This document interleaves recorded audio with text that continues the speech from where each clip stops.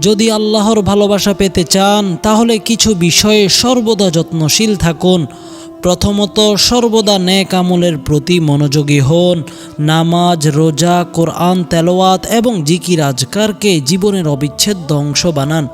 ধৈর্য ধারণ করুন। জীবনের প্রতিটি সংকট ও পরীক্ষাকে আল্লাহর পক্ষ থেকে ভালোবাসার নিদর্শন মনে করুন এবং সব পরিস্থিতিতে আলহামদুলিল্লাহ বলুন। আখলাককে সুন্দর করুন।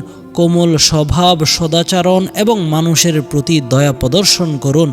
হারাম থেকে বেঁচে থাকুন। গুনাহ থেকে দূরে থাকা মানে আল্লাহর রহমত আপনার দিকে ধাবিত হবেই ইনশাআল্লাহ। মানুষের হক আদায় করুন। পরোপকার ও দানশীলতার মাধ্যমে নিজের অন্তরকে পরিশুদ্ধ করুন।